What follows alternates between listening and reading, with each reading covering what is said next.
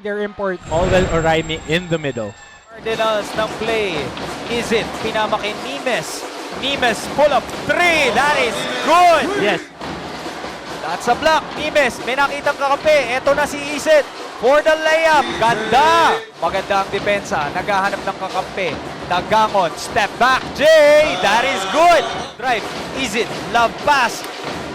Walang makita. Si Oraime binalik kay Isit. Apakagandang pasa niyan kay Oraime to Isit. Tas 15 to 14.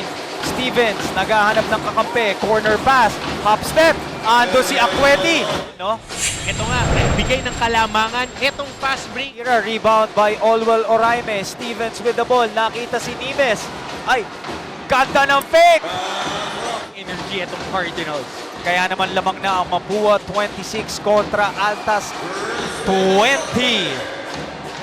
Chris Elorpe, niyoyo pa ang bola. Porters from all over the world. Ito naman ang mga Altas boys. Pinasa kay Thompson. Second half na. Easy.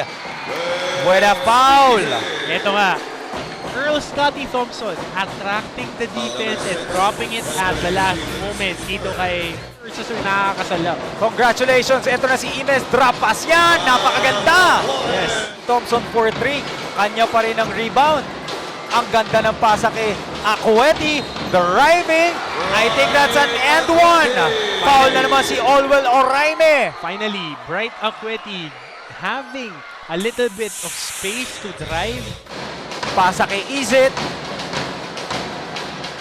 Nimes for 3. Bang! Fourth and final quarter. NCAA Season 91. Hey, malakas ang tira niya. Tapi ka ng bola. Biteng. Pumeke. Tumira ng 3. Papeng! Ito na, Ezekiel Biteng after converting 2 free throws. Down the ball. Dumidiskarte na naman sa gitna. Drop pass. Yan nga yung sinasabi natin. Manggagaling sa labas. Pupunta sa gitna. Pag nakakita ng opening, drop pass yan. Rebound. Tapi ka ng bola. Kanino mapupunta ang bola? Bola na puti. Ito na sa Dagangon for easy layup. Yes, a touchdown pass there by Bright Akweti. Dagangon shooting that layup.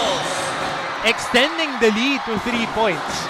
Kaya naman lamang na ang Altas 82 to 79. Surely, Scotty Thompson, binibigyan muna ng kumpiyansa ang mga kakampi.